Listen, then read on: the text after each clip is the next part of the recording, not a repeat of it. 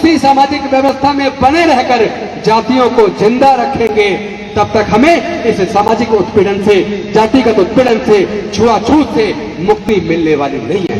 हम लोगों ने बाबा साहेब की ये तो कहा हम बाबा साहेब की औलाद हैं, हमने ये तो कहा हम बाबा साहेब के खून हैं, ये तो हमने कहा हम डॉक्टर बाबा साहेब अम्बेडकर को मानते हैं, लेकिन शर्म की बात है कि हम डॉक्टर बाबा साहेब अम्बेडकर की बात को नहीं मानते। हमें स्वाभिमान चाहिए, हमें देश के सर्वोच्च न्यायालयों में, देश के उच्च न्यायालयों में, देश की संसद में, देश की विधानसभाओं में, देश के सारे संसाधनों में, देश के व्यापार में, देश की इंडस्ट्रीज में, देश के सेक्रेटरीट में, हर क्षेत्र में हमें हिस्सेदारी व भागीदारी चाहिए। अब तो चलो बुद्ध की ओर, मृत्युंजय भी बुलाता है। अभी आपने राजा रत्न अम्बेडकर जी को सुना, उन्होंने डॉक्टर बाबा साहब अम्बेडकर के पूरे जीवन संघर्ष को आपके सामने रखा। उन्होंने तथागत बुद्ध का धर्म ही क्यों चुना, वो उन्होंने विस्तार पूर्वक बताया। तो मैं जहां से उन्होंने खत्म किया वहां से शुरू करता हूं। आखिर बुद्ध का धर्म ही क्यों? डॉक्टर बाबा साहब अम्बेडकर अपने हिस्से का काम कर गए। हमारी और आपकी जिम्मेदारी क्या है, ये चिंतन हमें और आपको करना होगा। कभी तो हमें सोचना चाहिए, आखिर इंद्र मेघवाल को घड़े झूले में मात्र पर उसकी हत्या क्यों हो गई? जितेंद्र मेघवाल को मूंछ रखने मात्र पर, सुंदर दिखने पर हत्या क्यों हो गई? हाथरस के अंदर एक बेटी की हत्या करके आधी रात को उनका शव जला दिया गया, आखिर क्यों? अभी 2 बहनों को बलात्कार करके फांसी पे लटका के मार दिया गया, आखिर क्यों? घोड़ी पर बारात निकालने पर हमले क्यों? जाति के ऊपर इतना उन्माद क्यों? जब तक हम इस बीमारी को नहीं समझेंगे तब तक बीमारी का इलाज नहीं हो सकता। आप लोग जब बीमार हो जाते हैं, इलाज के लिए डॉक्टर के पास जाते हैं, डॉक्टर आपका सारी परेशानी सुनता और समझता है, समझने के बाद दवाई देता है। दवाई देने के बाद भी जब दवाई आप लेते हैं ठीक नहीं होते, उसके बाद फिर से आप डॉक्टर के पास जाते हैं। आप डॉक्टर को कहते हो कि डॉक्टर साहब आपकी दवाई जितने दिन आपने कही थी उतने दिन मैंने दवाई खाई, लेकिन मेरे को बिल्कुल भी आराम नहीं है। उसके बाद डॉक्टर आपके कई प्रकार के टेस्ट कराता है, ब्लड टेस्ट कराता है, यूरिन टेस्ट कराता है, एक्सरे कराता है, MRI कराता है, CT स्कैन कराता है, और सारी जांच कराने के बाद पहले वो बीमारी के कारण को समझता है। जब आपकी बीमारी का कारण समझ आ जाता है तो उसके बाद डॉक्टर दवाई देता है, और दवाई लेने के बाद आप लोग ठीक हो जाते हैं। तो फिर हम लोग की बीमारी ठीक क्यों नहीं हो रही?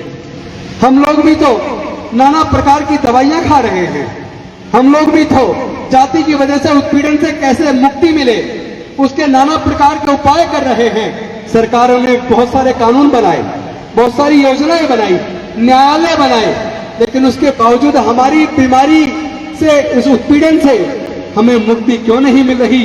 तो मैं एक समाज का डॉक्टर होने के नाते, जो मैंने तरह तरह की जांच करने के बाद इस सामाजिक बीमारी का कारण ढूंढ निकाला है, वही कारण जो डॉक्टर बाबा साहब अम्बेडकर जी ने इतने साल पहले खोज लिया था कि ये सामाजिक व्यवस्था जो ऊंच नीच पर आधारित है, छुआछूत पर आधारित है, असमानता पर आधारित है, शोषण पर आधारित है, ये शोषणकारी व्यवस्था हमारी गुलामी का कारण है, हमारी बदहाली का कारण है, हमारे उत्पीड़न का कारण है। जब तक इस सामाजिक व्यवस्था में हम लोग बने रहेंगे, जब तक हम लोग अपनी अपनी जाति को ऊंचा बताते रहेंगे, जब तक हम लोग अपनी अपनी जातियों को जिंदा रखेंगे, जब तक हम लोग इस सामाजिक व्यवस्था में जहां विषमता है, शोषण है, छुआछूत है, जातिवाद है, उसी सामाजिक व्यवस्था में बने रहकर जातियों को जिंदा रखेंगे, तब तक हमें इस सामाजिक उत्पीड़न से, जातिगत उत्पीड़न से, छुआछूत से मुक्ति मिलने वाली नहीं है। डॉक्टर बाबा साहब अम्बेडकर तो दवाई देकर गए, उन्होंने इस सामाजिक बीमारी का कारण समझ लिया था, और उसका इलाज करने के लिए वो पूरे समाज का आह्वान करके अपने समाज को बुद्ध का धम्म दे करके उन्होंने कहा था, मी भारत बौद्ध में करी, मैं भारत को बौद्धमय करूंगा, मैं अपने समाज को छुआछूत से, जातिवाद से मुक्त करूंगा, मैं अपने समाज को अनेक प्रकार की विषमता से, असमानता से मुक्त करूंगा, मैं अपने समाज के जीवन के विकास के रास्ते खोल दूंगा। और उन्होंने संकल्प लिया, अब मैं अपना बाकी का जीवन भारत को बौद्धमय बनाने में, छुआछूत मुक्त बनाने में, जातिवाद मुक्त बनाने में लगाऊंगा। लेकिन 14 अक्टूबर 1956 को डॉक्टर बाबा साहेब अम्बेडकर ने बुद्ध के धम्म की दीक्षा ली, बुद्ध के धम्म को अपने आचरण में उतारा। लेकिन इससे पहले कि वो पूरे भारत को बौद्धमय करते, तो दीक्षा लेने के 1 महीने 22 दिन बाद वो महापरिनिर्वाण को प्राप्त हो गए। और उसके बाद वो डॉक्टर बाबा साहेब अम्बेडकर का सपना, वो सपना रह गया।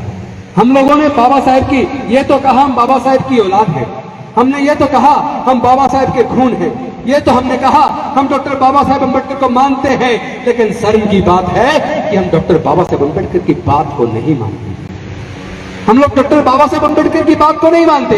वरना मैं आप सबसे आह्वान करना चाहता हूं, मैं आप सबसे पूछना चाहता हूं, आप लोग जहां बैठे हैं, जहां पे आप अपनी कुर्सी पे बैठे या खड़े हैं, अपनी जगह पर हाथ उठाकर वो लोग समर्थन दोनों हाथ उठाकर करेंगे जो डॉक्टर बाबा साहब का अपने आप को संतान मानते हैं, जो चाहते हैं छुआछूत मुक्त भारत बने, जो चाहते हैं जातिवाद मुक्त भारत बने, जो चाहते हैं विषमता पर आधारित व्यवस्था खत्म हो, जो चाहते हैं न्याय पर आधारित समता, स्वतंत्रता, बंधुता और न्याय पर आधारित, प्रज्ञा पर आधारित, शील पर आधारित समाज का निर्माण हो। एक ऐसा भारत बने जहाँ जाति के आधार पर होने वाले छुआछूत को पूरी तरह से निस्तेज नाबूद कर दे, जहाँ हमारी बहन बेटियों की इज्जत को हम सुरक्षित कर लें, जहाँ कोई घोड़े खरीदने पर हत्या ना हो, जहाँ कोई घोड़ा खरीद को टच करने पर हत्या ना हो, जहाँ कोई मूंछ रखने पर हत्या ना हो। अगर आप लोग ऐसा चाहते हैं तो आपको डॉक्टर बाबा साहब अम्बेडकर की बात को मानना होगा, आपको बाबा साहब अम्बेडकर की बात को मानना होगा। जैसा भी राजरत्न अम्बेडकर जी कह रहे थे, आप लोग जातियों में इसलिए बने हुए हो ताकि आपको रिजर्वेशन का लाभ मिले। वैसे तो भंडारी जी ने बताया कि 1990 का जो गवर्नमेंट ऑफ इंडिया का जो ऑर्डर आया कि आप लोग बुद्धिस्ट बनते तो भी आपका रिजर्वेशन खत्म नहीं होगा। लेकिन मैं कह रहा हूं, इस लालच को कब तक पकड़े रहे होगे? भाई नौकरियां हैं कहां? 2 कारणों से हमारे समाज की तरक्की हुई। एक कारण हमारे डॉक्टर बाबा साहब अम्बेडकर जी ने पढ़ाई के रास्ते खोल दिए। हजारों साल तक हमारे लोगों का पढ़ने लिखने का अधिकार नहीं था, हजारों साल तक हमारे लोगों को व्यापार करने का अधिकार नहीं था, हजारों साल तक हमारे लोगों को संपत्ति रखने का अधिकार नहीं था। इसीलिए हमारे समाज के लोग ना तो संपत्ति के मालिक बन पाए, ना कॉलेज के मालिक बन पाए, ना स्कूल के मालिक बन पाए, ना अस्पताल के मालिक बन पाए। इसी वजह से हमारे लोग जमीन के मालिक नहीं बन पाए। इसी वजह से हमारे लोग देश की संपदा में, संपत्ति में, व्यापार में, इंडस्ट्रीज में हिस्सेदारी, भागीदारी सुनिश्चित नहीं कर पाए। इसी वजह से हमारे लोग पिछड़ गए। और जो कुछ हमें मिला वो केवल डॉक्टर बाबा साहब अम्बेडकर के दिए रिजर्वेशन की वजह से, पढ़ने के अधिकार की वजह से दिया। अगर वो हमारे पढ़ाई के रास्ते ना खोलते, अगर हमारे लिए रिजर्वेशन की व्यवस्था ना करते, हम लोग नौकरी में ना पाते। आज हमारे लोग डॉक्टर बन गए, इंजीनियर बन गए, जज बन गए, कलेक्टर बन गए, साइंटिस्ट बन गए, प्रोफेसर बन गए। हमारे लोग मुख्यमंत्री बन गए, हमारे लोग राष्ट्रपति बन गए। लेकिन यह ताली बजाने से पहले सोच लेना, ईमानदारी से बताइए, क्या मुख्यमंत्री बनने के बाद हमारी समस्याओं का समाधान हो गया? क्या देश के 2 राष्ट्रपति बनने के बावजूद क्या हमारे समाज की समस्याओं का समाधान हो गया? आज भी तो राष्ट्रपति आदिवासी समाज से है। लेकिन दुख तब होता है, आदिवासी राष्ट्रपति बनेगा तो कहेंगे आदिवासी राष्ट्रपति, दलित राष्ट्रपति बनेगा तो कहेंगे दलित राष्ट्रपति, दलित मुख्यमंत्री बनेगा तो कहेंगे दलित मुख्यमंत्री, मुख्य न्यायाधीश दलित बनेगा तो कहेंगे दलित मुख्य न्यायाधीश। अरे भाई, जब बाकी लोग बनते हैं तो कोई कहता सुना है ब्राह्मण मुख्यमंत्री, ब्राह्मण राष्ट्रपति? सुना है क्या? इसी अंतर को समझिए। ये लोग हमारी इस पहचान को बरकरार रखना चाहते हैं। ये लोग समझ गए, जो लोग 16-16 घंटे धूप में काम करते थे, मेहनत मशक्कत करते थे, काम के बदले में पैसे नहीं मांगते थे, इनके पास ये बोलने की ताकत कहां से आ गई? आज ये जुल्म के खिलाफ आवाज उठाते हैं, आज ये आंदोलन शुरू कर देते हैं। उनको समझ आ गया ये ताकत डॉक्टर बाबा साहब अम्बेडकर के द्वारा, इनके जो पढ़ाई लिखाई के रास्ते खोल दिए, इन्होंने पढ़ने लिखने से ज्ञान अर्जित कर लिया, इससे ज्ञान से इनके पास बोलने की ताकत आ गई। और जो डॉक्टर बाबा साहब अम्बेडकर जी ने रिजर्वेशन की व्यवस्था की, उस रिजर्वेशन की व्यवस्था से ये लोग ग्राम प्रधान बन गए, निगम पार्षद बन गए, जिला पंचायत में जीत कर आ गए, एमएलए बन गए, एमपी बन गए, मंत्री बन गए। यहां तक कि मैं आज अगर मंत्री हूं तो डॉक्टर बाबा साहब अम्बेडकर की कुर्बानी और बलिदान की वजह से हूँ। लोग कहते हैं कि मंत्री पद चला जाएगा, अरे मंत्री पद तो कुर्बान है अपने समाज के ऊपर। इस समाज की वजह से डॉक्टर बाबा साहब अम्बेडकर की कुर्बानी की वजह से मंत्री पद मिला है। अगर अपने समाज की इज्जत सुरक्षित ना कर पाए, अगर अपने समाज की बहन बेटी की इज्जत ना बचा पाए, अगर अपने समाज के ऊपर होने वाले जुर्म के खिलाफ ना बोल पाए, अगर अपने मुद्दों को हम संसद विधानसभा के अंदर ना उठा पाए, तो हम समाजद्रोही हैं, हम धोखेबाज हैं। हमने बाबा साहब के साथ धोखा किया। अब हम धोखेबाज नहीं कहलाना चाहते। जो लोग अपने आप को धोखेबाज नहीं कहलाना चाहते, उन्हें समाज की आवाज को उठाना पड़ेगा, उन्हें समाज के इस आंदोलन को घर घर तक पहुंचाना पड़ेगा। और हम सब अगर बाबा साहब के बच्चे हैं, चूंकि देखिए नौकरी वो खत्म कर चुके, ऑलरेडी देश के सारे संसाधन बेच चुके, जैसा राजरत्न अम्बेडकर जी ने बताया। आज मैं आपका आह्वान करता हूं, हम खुद खुले मन से कह रहे हैं, हमें आरक्षण नहीं चाहिए, आप संभालो अपना आरक्षण। हमें सम्मान चाहिए, हमें स्वाभिमान चाहिए, हमें देश के सर्वोच्च न्यायालयों में, देश के उच्च न्यायालयों में, देश की संसद में, देश की विधानसभाओं में, देश के सारे संसाधनों में, देश के व्यापार में, देश की इंडस्ट्रीज में, देश के सेक्रेटरीट में, हर क्षेत्र में हमें हिस्सेदारी व भागीदारी चाहिए। हमें जमीन के अंदर हिस्सा चाहिए, प्राकृतिक संसाधनों में हिस्सा चाहिए। अब केवल नौकरी की बात बेईमानी हो गई है, नौकरी से काम चलने वाला नहीं है, हमें हिस्सेदारी भागीदारी की मांग करनी होगी। अपनी इस लड़ाई को हमें लड़ना होगा। हम जानते हैं, हम इस लड़ाई को लड़ेंगे, हम इस लड़ाई को जीतेंगे। जीतना हम जानते हैं, बाबा साहेब ने जीता था, तो बाबा साहेब के बच्चे भी जीतेंगे, बाबा साहेब के बच्चे भी जीतेंगे। लेकिन इस जीत में अगर हार मिलती है, अगर कोई कमजोरी दिखती है, तो उसका एक ही कारण है कि हम लोग जातियों को जिंदा रखे हुए हैं, हम जातियों को बनाए रखे हुए हैं। मैं पूछना चाहता हूं, अगर जाति कुदरत ने बनाई है, तो अमेरिका में जाति क्यों नहीं है? फ्रांस में जाति क्यों नहीं है? जर्मनी में जाति क्यों नहीं है? ब्रिटेन में जाति क्यों नहीं है? चाइना में जाति क्यों नहीं है? जापान में जाति क्यों नहीं है? ऑस्ट्रेलिया में जाति क्यों नहीं है? न्यूजीलैंड में जाति क्यों नहीं है? कोरिया में जाति क्यों नहीं है? पूरे दुनिया के अंदर जाति नहीं है। जाति है तो केवल भारत के अंदर है। हमें इस पे चिंतन करना चाहिए, वो कौन लोग हैं जिन्होंने जातियां बनाई, और जाति के बनने से फायदा किसको हुआ और जाति के बनने से नुकसान किसको हुआ। अगर जातियों की वजह से हमें नुकसान है, तो फिर हम जातियों को पकड़ के क्यों बैठे हैं? हम जातियों को छोड़ क्यों नहीं देते? इसीलिए हमने इस बीमारी का इलाज खोज लिया है। खोज के तो डॉक्टर बाबा साहब अम्बेडकर गए थे, लेकिन वो जो दवाई पुड़िया बनाकर समाज को डॉक्टर बाबा साहब अम्बेडकर विषमता से मुक्ति दिलाने के लिए, छुआछूत से मुक्ति दिलाने के लिए, जातिवाद से मुक्ति दिलाने के लिए जो दवाई पुड़िया बनाकर डॉक्टर बाबा साहब अम्बेडकर देकर गए थे, हमारे बुजुर्गों ने उसे अलमारी में बंद कर दिया और लोग गुलामी का जीवन जीते रहे, जातियों को जिंदा रखे हुए रहे। इसीलिए हमारे समाज के साथ जाति की वजह से उत्पीड़न होता है। अगर हम जाति छोड़ देंगे, हम बौद्ध बन जाएंगे। बाबा साहब के सपने को पूरा करने के लिए बौद्ध में भारत का निर्माण करना होगा। 128 देश भारत की तरफ देख रहे हैं, वो भारत को विश्व गुरु मानते हैं, वो भारत को विश्व गुरु बुद्ध के देश के रूप में जानते हैं। बुद्ध की वजह से भारत का नाम दुनिया के अंदर रोशन है। भारत को फिर से वही गौरवशाली राष्ट्र बनाना है, भारत को फिर से विश्व गुरु बनाना है। उसका रास्ता केवल एक है, बौद्ध में भारत। जो लोग तैयार है बौद्ध बनने के लिए, तो जहां भी खड़े पर दोनों हाथ उठाकर समर्थन करेंगे।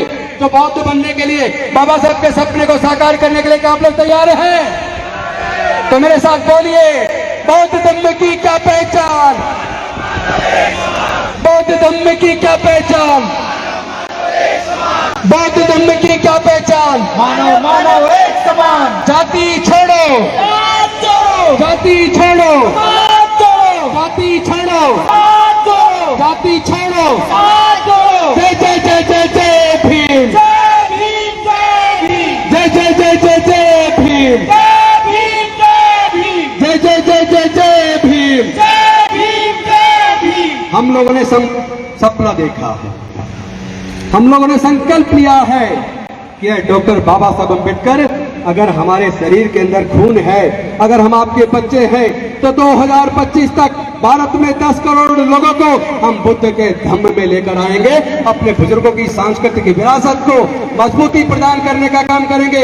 उसका संकल्प इस साल हमने 10,000 लोगों को दीक्षा दिलाने का संकल्प लिया था, लेकिन मुझे आप सबके साथ साझा करते हुए खुशी हो रही है, इसी अक्टूबर के महीने में भारत के अंदर 1 लाख से ज्यादा लोग बुद्ध के धम्म की दीक्षा ले रहे हैं। आज ही दीक्षा भूमि नागपुर में दीक्षा हो रही है, आज ही राजकोट के अंदर दीक्षा हो रही है, आज ही गुजरात के अमरेली में दीक्षा हो रही है, आज ही जोधपुर में, उदयपुर में, अजमेर में, जयपुर में दीक्षा हो रही है, आज ही इंदौर में दीक्षा हो रही है, भोपाल में दीक्षा हो रही है, बोधगया में दीक्षा हो रही है, पटना में दीक्षा हो रही है, लखनऊ में दीक्षा हो रही है, कानपुर में दीक्षा हो रही है।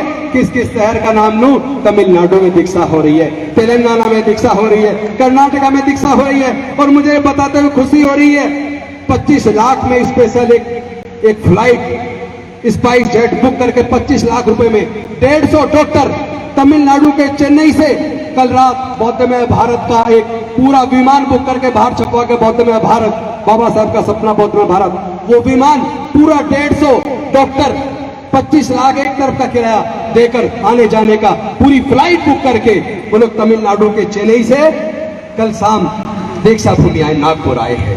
तो पूरा भारत बाजू की तरफ चल चुका है। चलो बुद्ध की ओर, ओ साथी चलो बुद्ध की ओर। देखो छाने भी हो गई।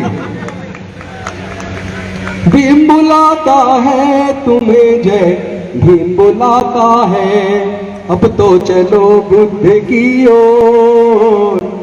मिशन जय भीम बुलाता है, अब तो चलो बुद्ध की ओर।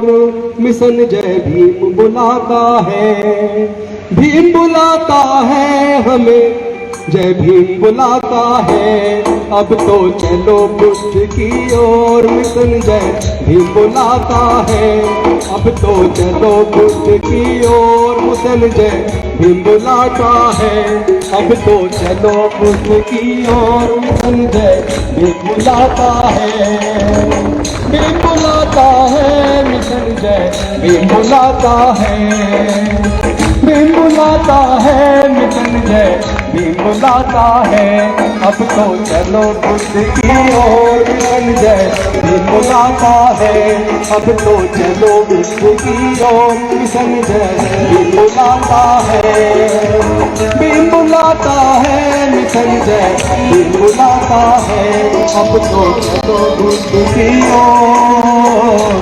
मिशन जय भीम बुलाता है। बहुत बहुत धन्यवाद। जय भीम, नमो बुद्धाय।